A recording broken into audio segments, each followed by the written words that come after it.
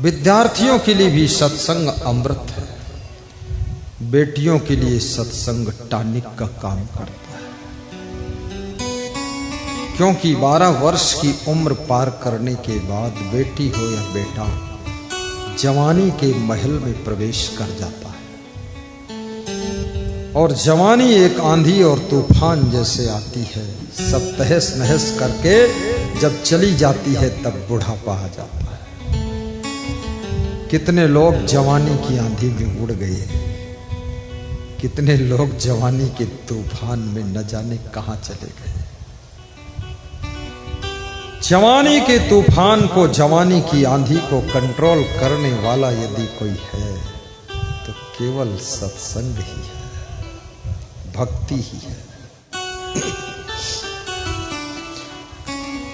राजनीति के पथ पर जो लोग चल रहे हैं उनको भी सत्संग सुनना चाहिए। आज मुझे आस्था हॉस्पिटल के मालिक मिले, महान भक्त श्री नागेश्वर यादव जी।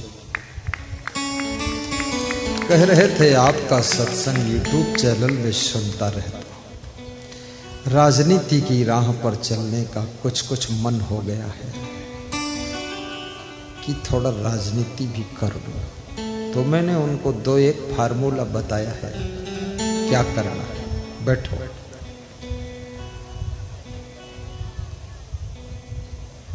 किसी भी ऊंचे लक्ष्य को, बड़े उद्देश्य को प्राप्त करने के लिए सबसे पहले अपने शरीर को स्वस्थ भी रखिए और सुंदर भी रखिए और मजबूत भी रखिए और लंबे समय तक काम करने की प्रैक्टिस भी रखिए और कला खेलिए। कला,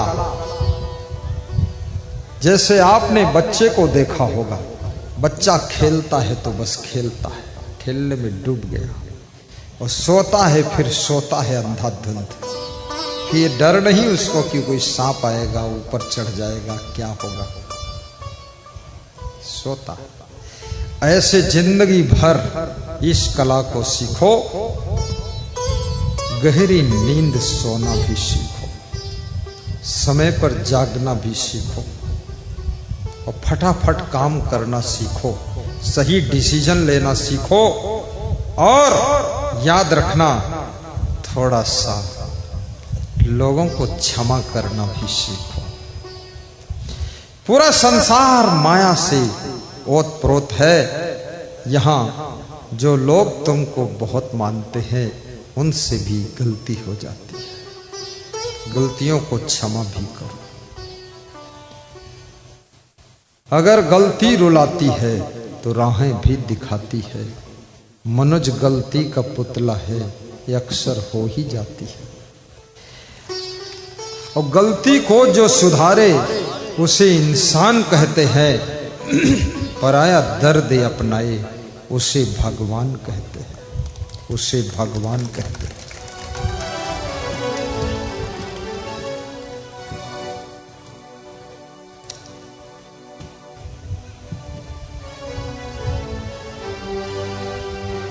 आपका जीवन मंगलमय है। आपका जीवन केवल आपके लिए नहीं है, आपका जीवन पूरी दुनिया के लिए है। यदि केवल अपने लिए तुम जिए, ये तो पशु श्रेणी का जीवन है। जब तुम सबके लिए जीते हो तो ये भगवत श्रेणी का जीवन है। तुम भगवान जैसी जिंदगी जी रहे हो, इसलिए थोड़ा दुनिया की भी फिक्र रखो, देश की भी फिक्र करो, राष्ट्र की फिक्र करो, गांव की फिक्र करो। मेरा गांव, मेरा देश, मेरा राष्ट्र, मेरा संसार कैसे सुंदर हो, इसकी थोड़ा भावना तो रखो, भावना का भी फल मिलेगा। जाकी रही भावना जैसी, प्रभु मूर्ति देखी तिन तैसे। भावना में पैसे नहीं खर्च होते हैं, लेकिन अच्छी भावना का फल मिलता है। इसलिए कभी कभी आपने सुना होगा, मेरे से लोग कहते हैं गुरुजी भावना तो बहुत है कि आपको मैं भी बुलाऊं और सत्संग कराऊं। कभी कभी सपना भी देख लेता हूं कि आप मेरे यहाँ सत्संग कर रहे हैं और आप प्रवचन पंडाल में बैठकर प्रवचन सुना रहे हैं। सवेरे आँख खोलता हूँ तो वहाँ कुछ भी नहीं है, लेकिन रात के सपने में सब कुछ हो गया है। भावना आपके सपनों को भी मधुर बना देती है और सद्भावना आपकी जिंदगी को पूरा अमृत बना देती है। भाव तो अच्छा बना ही लो, भाव का भी फल है। भाव दो भक्ति दो, भक्ति की शक्ति दो, मुझको इसके सिवा कुछ नहीं चाहिए। भाव दो भक्ति दो, भक्ति की शक्ति दो, मुझको इसके सिवा कुछ नहीं चाहिए। एक भक्त कह रहा था कि मैं जब नित्य दानियों का देखता था कि वे अपने नित्य दान का पात्र व्यास गादी पर वर्षा कर रहे, तो मेरे मन में भी होता था मैं भी नित्य दानी बनूंगा। लेकिन गरीबी बहुत थी गुरुजी, 10 रुपये की भी किल्लत बहुत झंझट। तो भी मैं एक बार सत्संग में आया और आपके सत्संग से दान पात्र लेकर गया और उस दान पात्र में 1 रुपया रोज डालता था। उसी दिन से मेरे दिन बदलने लग गए और ऐसे दिन बदले कि मेरी नौकरी भी लग गई। अब मैं रोज 50 रुपये दान पात्र में डालता हूं और ये फायदा होता ही जा रहा है। भावना थी मैं भी दान करूं, उस भावना का फल भी मिल जाता है। धीरू भाई अंबानी अपने बचपन में अपने गांव की दुकान और गांव के मंदिर, गांव की दुकान से चना मुरमुरा खरीद कर बड़ी परात में रख करके मंदिर के पास बैठकर बेचते थे और शाम को 1 रुपया मंदिर में दान करते थे। मंदिर के पुजारी ने कहा तुम बहुत गरीब हो, मत दान करो। मेरी मां ने कहा है बेटा 1 रुपया रोज दान कर देना। वो 1 रुपये का दान, एक दिन ज्योतिषी आया और देखा हाथ उनका, कहा कि तुम्हारा पुण्य इतना हो चुका है कि अब तुम्हारे दिन बदलने वाले हैं। वही धीरू भाई अंबानी रिलायंस कंपनी का मालिक बना और भारत देश का सबसे बड़ा धनवान व्यक्ति होकर के दुनिया छोड़ कर गया है। जब कोरोना आया तो उसका बेटा मुकेश अंबानी 500 करोड़ रुपए सरकार को दान दिया था जनता की सेवा के लिए। दान आपको अमीर बनाता है, दान आपको धनवान बनाता है, दान आपको ज्ञानवान बनाता है और दान आपको खुशियां भी देता है। हमारे महान भक्त श्री अमरेंद्र सिंह चमर की सेवा बहुत कर लिया, अब जाओ थोड़ा रेस्ट कर लो।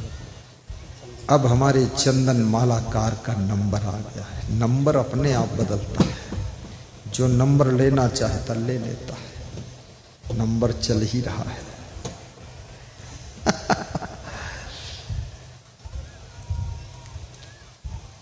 ज्ञान दान देने से ज्ञान बढ़ता है, प्रेम दान करने से प्रेम बढ़ता है, रक्त दान करने से रक्त बढ़ता है, श्रम दान करने से श्रम करने की शक्ति बढ़ती है और सेवा दान करने से सेवा बढ़ती है। याद रखना, जो तुम दुनिया में दान देते हो, श्रम दान हो या रक्त दान हो, वो 10 गुना बढ़ता है। इसलिए कभी दान देने में पीछे नहीं रहना चाहिए, पीछे नहीं रहना चाहिए। आज ये प्रोग्राम हो रहा है संपूर्ण नाथपुर वासियों की ओर से हो रहा है।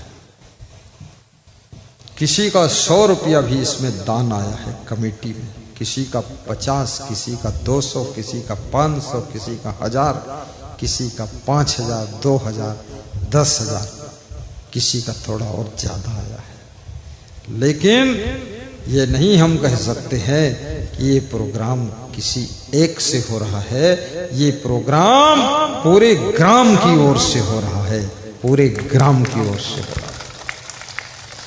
ये पूरा गांव यजमान है, पूरा गांव आयोजक है, पूरा गांव सभी नर नारी यज्ञ करता है और सबकी ओर से ये समागम चल रहा है। पूरे नाथपुर वासियों के लिए जोरदार ताली बजाकर अभिनंदन कर दीजिए। फिर से बजाइए जोरदार, आनंद नहीं आया।